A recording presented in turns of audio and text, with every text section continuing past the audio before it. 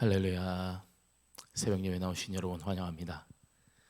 우리 함께 찬송가 452장 함께 찬송하시면서 예배 가운데로 나가도록 하겠습니다. 찬송가 452장입니다. 내 모든 소원 기도의 제목, 찬송가 452장 함께 찬송하도록 하겠습니다.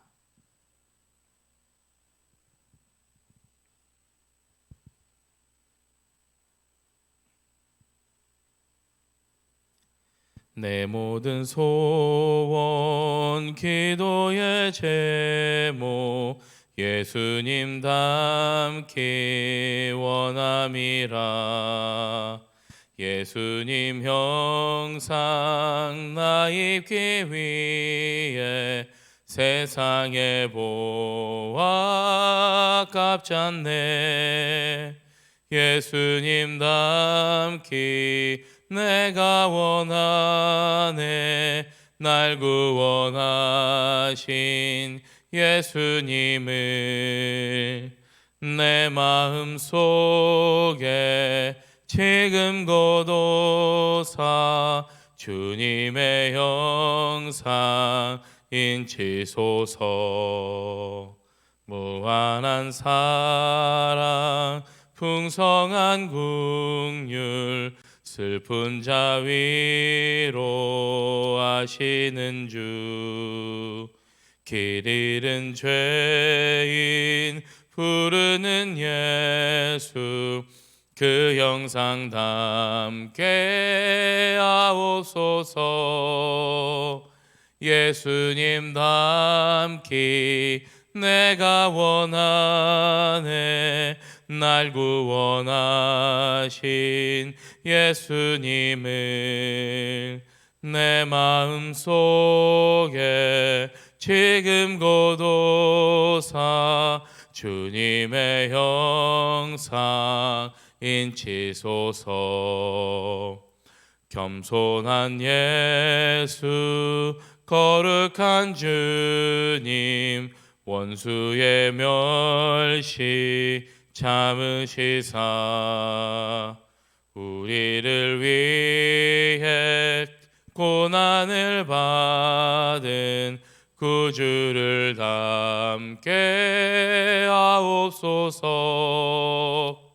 예수님 닮기 내가 원하네. 날 구원하신 예수님을 내 마음속에 지금 고도사 주님의 형상 인치소서. 아멘. 기도하겠습니다. 사랑의 주님, 주님 오늘도 주님 만나기 위해 이 아침 주님 앞에 나왔습니다. 주님을 만나 우리의 죄악된 것들을 다 용서함 받고 또한 주님께서 주시는 귀한 은혜 가운데 살아가기 위해 힘들고 아프고 어려운 세상 가운데서도 주님을 붙잡고 주님의 은혜와 주님의 사랑으로 아버지 살아가기 위해 그렇게 주님의 말씀을 듣고자 이렇게 주님 앞에 나왔습니다. 주님, 때로는 이 어지러운 세상 가운데 정말 이것이 마지막인가 싶을 정도의 이 혹독하고도 이 어지럽고도 이 죄악된 세상이지만 주님 우리를 그 가운데 불러주시고 주님의 자녀 삼아주심에 감사드립니다.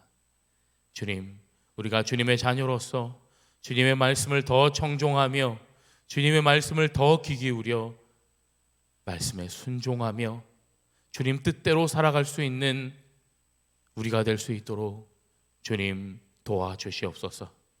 오늘의 말씀 가운데 함께 하실 그 주님을 기대하오니 주님 점점 다가오는 그 부활의 주님을 우리가 기대하는 마음으로 오늘의 이 말씀을 우리가 보고 들으며 오늘 하루를 살아가는 그 귀한 말씀이 될 수 있도록 주여 인도하여 주시옵소서.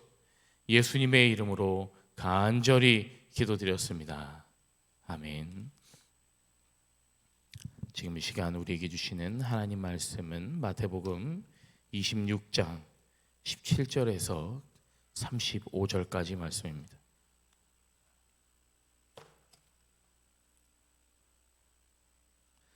마태복음 26장 17절에서 35절까지의 말씀을 한 절씩 교독하고 마지막 절 함께 읽도록 하겠습니다. 마태복음 26장 17절에서 35절까지 말씀입니다. 제가 먼저 봉독하도록 하겠습니다. 무교절의 첫날에 제자들이 예수께 나와서 이르되 유월절 음식 잡수실 것을 우리가 어디서 준비하기를 원하시나이까?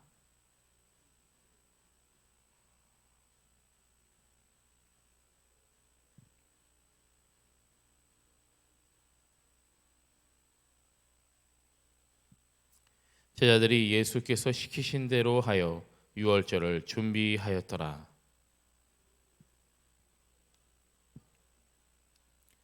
그들이 먹을 때에 이르시되 내가 진실로 너희에게 이르노니 너희 중에 한 사람이 나를 팔리라 하시니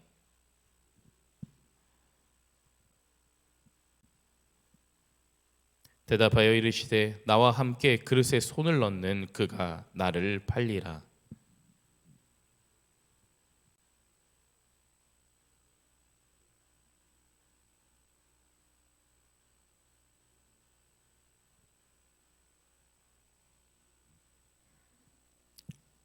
예수를 파는 유다가 대답하여 이르되 랍비여 나는 아니지요. 대답하시되 내가 말하였도다 하시니라.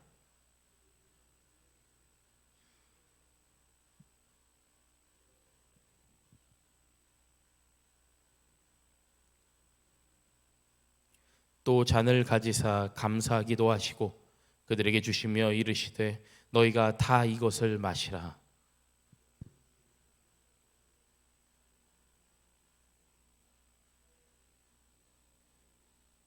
그러나 너희에게 이르노니 내가 포도나무에서 난 것을 이제부터 내 아버지의 나라에서 새 곳으로 너희와 함께 마시는 날까지 마시지 아니하리라 하시니라.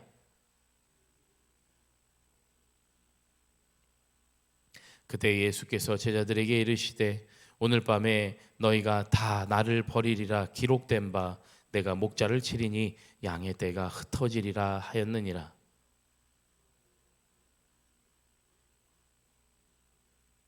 베드로가 대답하여 이르되 모두 주를 버릴지라도 나는 결코 버리지 않겠나이다.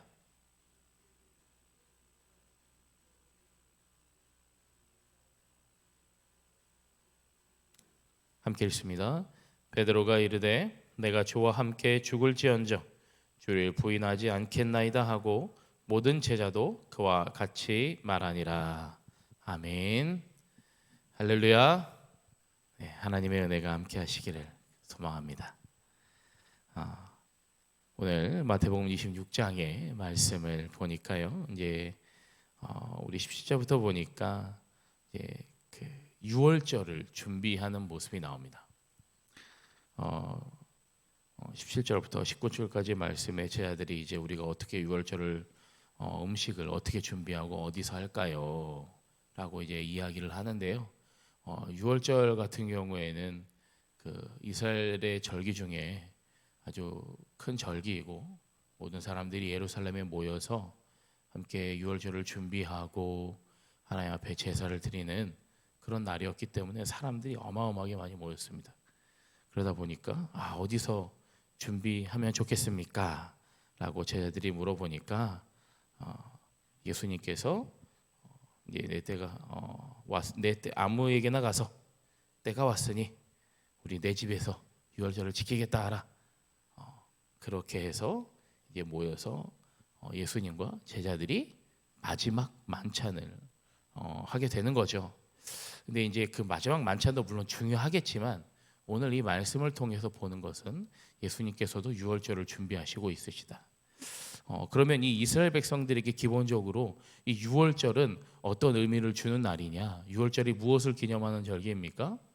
이스라엘 백성들이 애굽에서 노예 생활을 하다가 해방된 것을 기념하는 것입니다. 더 정확히는 마지막 10번째 재앙 때 그 애굽의 10가지 재앙 중 마지막 10번째 재앙 때에 하나님께서 이스라엘 백성들에게는 내일 밤 이제 밤중에 하나님의 사자가 나타나서 칠 때에 어린 양을 잡아먹고 양의 피를 문설주에 바르면 너희들이 살 것이다. 그것을 기념하고 그들이 살아남을 그들이 감사함으로 이제 이스라엘 애굽에서 나오게 되는 그것들을 이제 기념하는 날입니다. 그러니까 이스라엘 백성들에게 유월절이다라고 하는 것은 드디어 그들이 이제 포로된 곳에서 자유함을 얻게 된 그 해방의 날, 구원의 날 이런 것을 이스라엘 백성들에게 의미하고 있는 것이죠. 그런 아주 중요한 것을 기념하는 그날을 예수님께서도 역시 동일하게 제자들에게 이것들을 이제 우리가 유월절도 이렇게 준비하자라고 이야기하시는데요. 그러면 예수님께는 유월절이 어떤 의미가 있느냐? 예수님께 유월절은 이스라엘 백성들이 이제 그 유월절의 기본 개념을 제가 말씀드렸잖아요.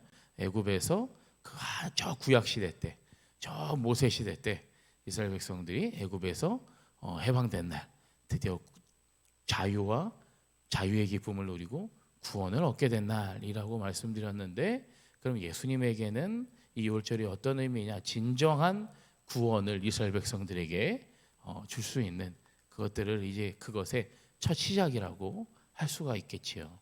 왜냐하면 오늘 이제 유월절들을 마지막 만찬을 보내고 이제 제자들하고 나갔다가 잡히시고 고난 받으시고 십자가에 달려 돌아가시고 다시 3일 후에 부활하신, 그러니까 이 유월절을 시작을 함과 동시에 모든 1년에 우리가 알고 있는 예수님의 고난과 죽음과 부활의 1년의 사건이 시작되는 그 시작이 이 마지막 만찬에 있는 이 유월절이라고 말씀드릴 수 있습니다. 제자들과 그러니까 마지막 시간을 보내는 것이죠. 이것들을 준비하는 과정 자체가.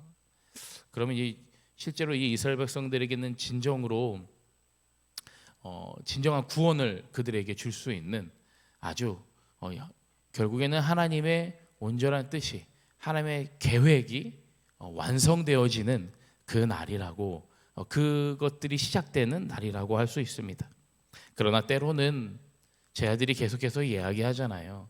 처음에 분명히 예수님은 한 번만 말씀하시지 않았습니다. 무엇을요? 내가 죽을 것이다. 내가 보혈의 피를 흘릴 것이고, 내가 십자가에 달려 죽을 것이고, 이것들을 이제 암시적으로 계속해서 제자들에게 전했습니다. 그러니 지금 이 시간은 어떤 시간이겠습니까? 고통과 슬픔의 시간일 수도 있습니다. 점점 그 시간이 다가온다라는 건 이젠 제자들과 이제 헤어져야 될 시간이고, 고통과 아픔과 슬픔의 그 시간일 수도 있습니다.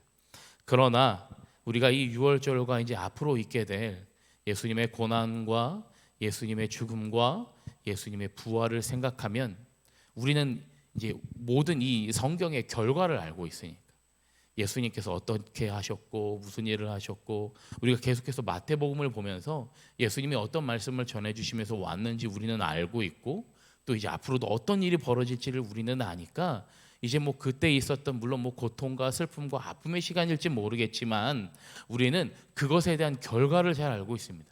이것이야말로 진정으로 하나님이 원하시는 것이고, 이것을 통해 우리가 진정으로 하나님 앞에 구원받기 위한 일이라는 것을 우리는 다 알고 있다라는 것이죠. 그러니까 지금 물론 우리가 이 말씀을 통해 이것이 예수님께서 점점 그 예수님의 시간이 다가오고 있다라는 것을 오늘 이 유월절을 준비하고자 하는 그들의 모습을 통해 우리가 알고 있는 것처럼, 우리가 점점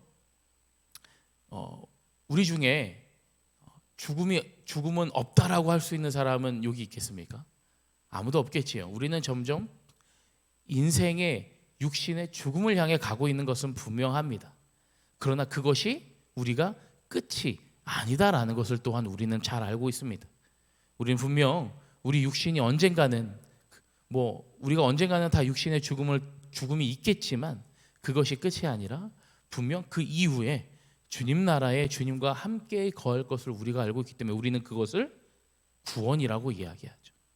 우리가 언젠가 육신의 죽음 이후에 그 구원을 받을 것이라는 것을 분명히 알고 있기 때문에 때로는 두렵고 때로는 힘들고 때로는 그것이 참 어려운 시간이라고 여겨질지 모르겠지만 그것들을 우리가 믿고 있다면, 우리가 구원받을 것이라는 것, 주님 나라에 우리가 함께 있을 것이라는 것을 우리가 믿고 있다면 우리는 그 시간들이 단순히 아픔과 슬픔의 시간이 아니라 정말 진정으로 구원받을 수 있는 기쁨의 날이라는 것을 우리가 알고 믿고 나아갈 수 있기를 간절히 주님의 이름으로 축원합니다. 물론 어렵습니다. 저도 때로는 그래요. 저도 죽음이라는 걸 생각하면 참 무섭고 두렵습니다. 그러나 우리는 분명 구원을 향해 가고 있기 때문에 구원받은 백성으로 언젠가 주님 나라에 함께 거할 것을 우리가 믿고 있기 때문에 그 길을 향해 믿음으로 나아가는 것이죠. 그런데 때로는 그 믿음이 있어도 때로는 인생이, 우리가 사는 이 인생이 우리가 생각하는 대로 다 되지는 않더라고요. 왜냐하면 오늘 말씀에서도요, 두 제자의 모습이 나옵니다. 첫 번째로는 우리가 알고 있는 것처럼 첫 번째는 가룟 유다, 예수님을 배신한 그 가룟 유다의 모습이 나옵니다. 예수님께서 이제 20절 이후의 말씀 보니까 21절에 이렇게 나와있죠. 너희 중에 한 사람이 나를 팔리라. 너희 중에 한 사람이 나를 팔 것이다 라고 예수님이 말씀하고 있습니다. 그랬더니 제자들이 뭐라고 말합니까? 22절에 금심하면서 아니 주님, 저는 아니죠, 나는 아니죠 라고 이야기하는 거예요. 제자들이 나는 아니죠 라고 말합니다. 그런데 마지막 25절 보니까 유다가 라비요, 나는 아니죠 라고 말하는 거예요. 그랬더니 예수님이 내가 말하였도다 하시니 라고 25절에 얘기합니다. 근데 지금 참 제가 이 말씀을 또 묵상하면서 보니까 이 가룟 유다의 이 마지막 이야기 25절에 라비요, 나는 아니죠 라고 하는데요, 제 마음에 어떤 마음이 들었냐면 참 뻔뻔하다라는 생각이 들었습니다. 왜요? 갑자기 정한 거예요? 아니요. 벌써 이 가룟 유다의 마음에 사단의 마음이 들어갔고 벌써 팔 준비를 다 하고 있었어요. 근데 나는 아니죠 라고 하는 이 가룟 유다의 모습에 참 뻔뻔한 사람이구나라는 생각이 제 마음속에, 그냥 제 마음 한켠에 그런 생각이 들었습니다. 누군가 나를 팔 것이다, 너희 중에 한 사람이 나를 팔 것이다. 모두가 제자들이 주님, 나는 아니죠 라고 하는 이 이야기를 보면서 분명 우리도 아마 다 그렇게 생각하고 있을 것 같습니다. 주님, 저는 아니죠. 저는 아닐 거예요. 설마요? 제가요? 아니에요 라고 아마 우리가 말하며 살고 있을 것 같습니다. 그러나 때로는 우리의 진정한, 우리가 이 교회 문턱을 나가 살아가고 있는 인생의 모습이 마치 가룟 유다의 모습은 아닌가. 왜 그러냐면요, 유다의 모습을 보면서 바리새파 사람들이 그랬거든요. 요즘에 제가 좀 성경 공부를 또 다른 공부를 좀 하고 있는데 보니까 바리새파 사람들이, 우리가 알고 있는 이 신약 성경에 나오는 그 바리새파 사람들의 모습을 보니까 상당히 율법에 대해 그 자부심도 갖고 있고 율법을 아주 철저하게 지키는 사람들이 바리새파 사람들이었더라고요. 그런데 가룟 유다도 물론 뭐 비슷한 동네에 살던 사람이기는 했지만 무슨 말이냐 하면 사람들이 다 율법을, 바리새파 사람들이요, 율법을 잘 지키고 아주 철저하게 지켰어요. 그런데 그들은요, 그 율법에 자기의 것들을 조금씩 더하는 거예요. 우리가 만약에 뭐 안식일을 지켜야 되면 안식일을 지키기 위해선 이 정도는 해야 안식일을 이렇게 지키는 거지 하니까 하나님은 그냥 안식일을 딱 지켜라 여기까지 말씀하셨는데 자기들 마음대로 안식일을 지키려면 이 정도까지는 해야지라고 뭔가 자기들이 하나 더하고 두 개 더하고 세 개 더하고, 그리고는 사람들한테 안식일을 지키라고 말하는 게 아니라 안식일을 지키려면 우리가 요거 더한 거 요거 해야 돼 라고 말하는 거예요. 뭐 자세한 거는 나중에 말씀드릴 시간이 있으면 좋겠지만, 그러니까 바리새파 사람들이 그렇게 철저하게 지키니까 사람들이 저 사람들은 참 대단하네, 어떻게 저렇게까지 할 수 있을까. 왜냐하면요, 일반 사람들은요 그렇게까지 하기가 너무나 힘든 거예요. 근데 바리새파 사람들은 오직 그것만 하며 살거든요. 다른 건 안 해요. 그것만 해요. 그러니까 그들은 그것을 지키는 게 너무나 쉬운 거예요. 하나 더 하는 것쯤이야 그들 입장에서 너무 쉬운 거예요. 그렇게 하나 더 하고 두 개 더 하고. 사람들이요 그렇게 바리새파 사람들을 우러러봤어요. 저렇게 경건한 사람들이 있을 줄이야. 어떻게 저렇게까지 할 수 있을까? 그러니까 그것들을 몸소 느끼는 그 바리새파 사람들이 어땠을까요? 점점 자아도취에 빠지기 시작한 거죠. 아, 우리가 이렇게 대단한 사람들이구나. 그러니 예수님이 늘 바리새파 사람들을 책망하지 않았습니까?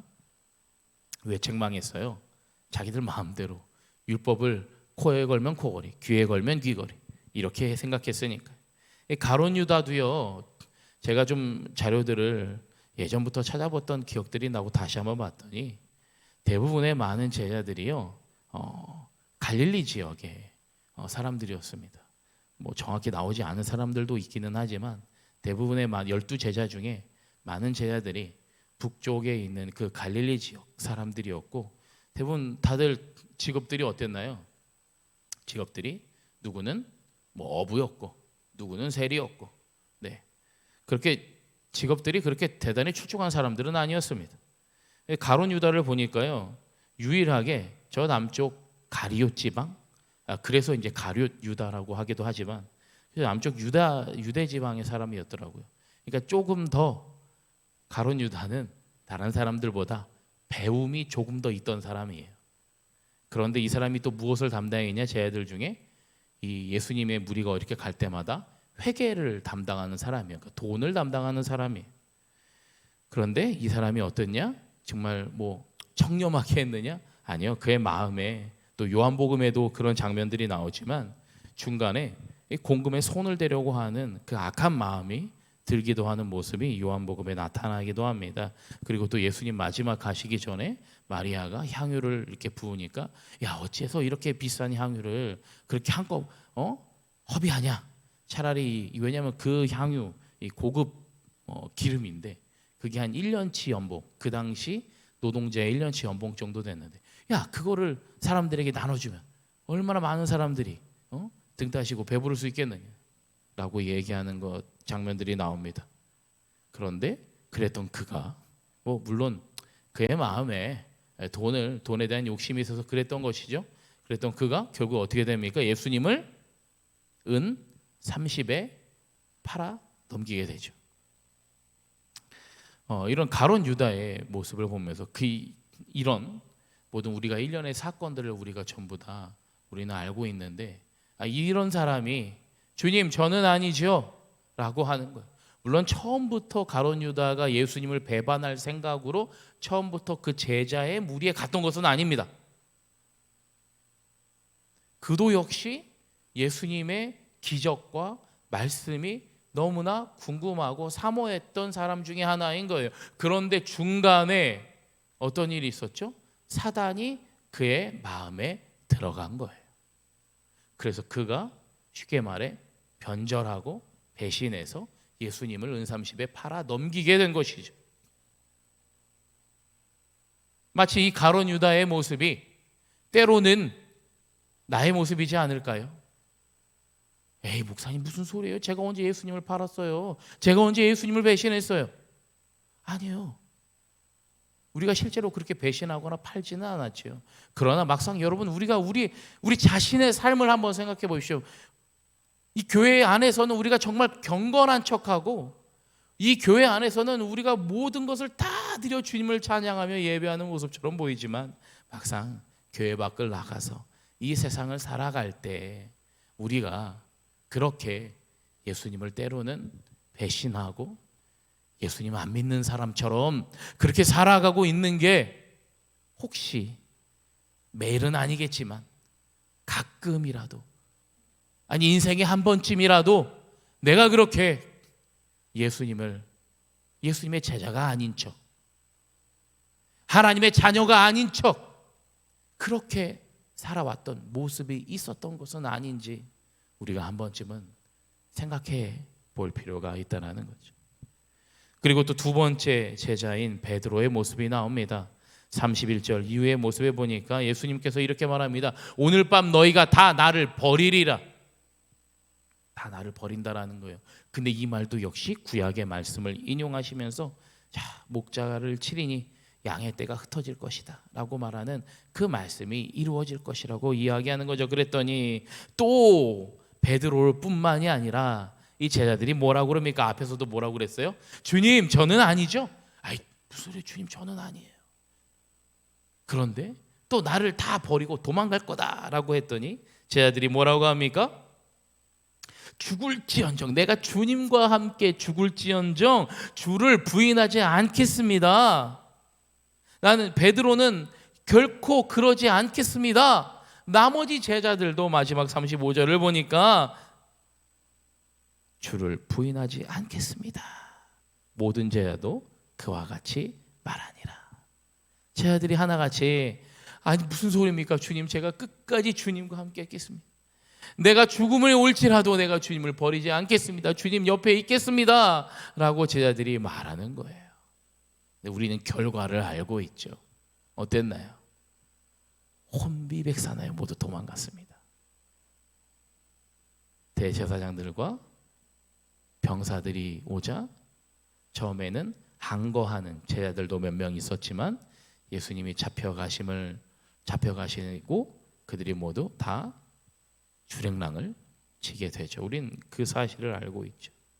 근데 우리가 먼저 그 사실을 알고 있는 것과 알고 있는 것은 알고 있는 것이지만 오늘 말씀을 보니까 다들 이렇게 얘기합니다. 주님, 모두 주님을 버릴지라도 나는 결코 주님을 버리지 않겠습니다. 나는 결코 주님을 부인하지 않겠습니다 라고 모두 이야기하는 거예요.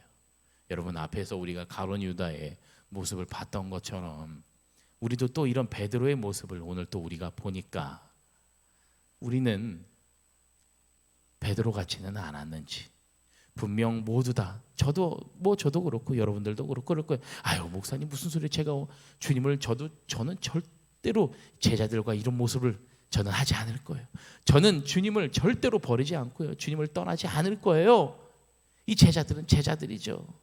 저는 안 그럴 거예요 라고 여러분들 혹시 속으로 생각하고 계실지 모르겠습니다. 그러나 분명 우리는 우리 삶에 살아가다 보면 이런 제자의 모습을 할 때가 분명히 있을 거라는 거예요.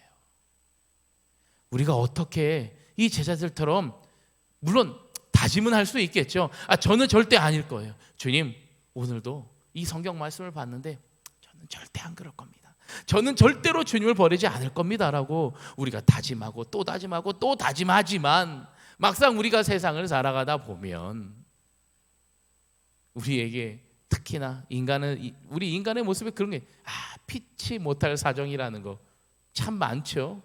근데 우리가 이 말씀 가운데, 우리가 주님을 믿는 그 믿음 가운데 그 피치 못할 사정 여러분 없었습니까? 있으셨잖아요. 다 그런 것 한 번쯤은 있으셨잖아요. 어찌 우리가 저는 한 번도 그런 적이 없습니다라고 말할 수 있겠습니까? 다 있죠.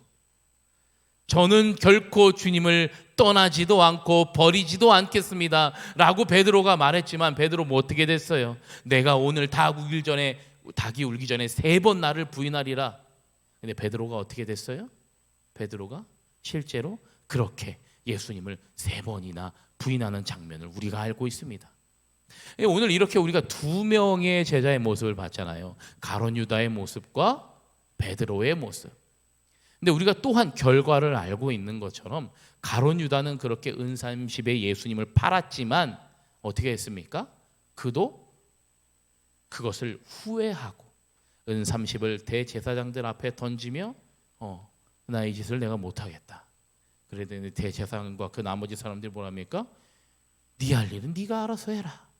그 이야기를 듣고 나가서 목을 메어 자살을 하게 됐고요. 베드로도 3번 네가 닭이 울기 전에 3번 나를 부인할 거야 라고 했더니 무슨 소리예요? 주님, 저는 절대로 주님을 버리지 않고 떠나지도 않을 겁니다 라고 했지만 결국 베드로도 어떻게 했어요? 3번이나 주님을 모른다고 말했어요. 근데 그 이후에 어떻게 됐습니까? 베드로가 예수님의 한 말씀이 생각이 나서 슬피 울며 회개하는 것을 우리가 또한 여러분 기억하고 있으시죠? 가룟 유다의 모습과 베드로의 모습이 물론 같은 제자의 모습 또한 저는 절대 아니죠, 랍비여 나는 아니죠 라고 하는 모습까지도 똑같습니다.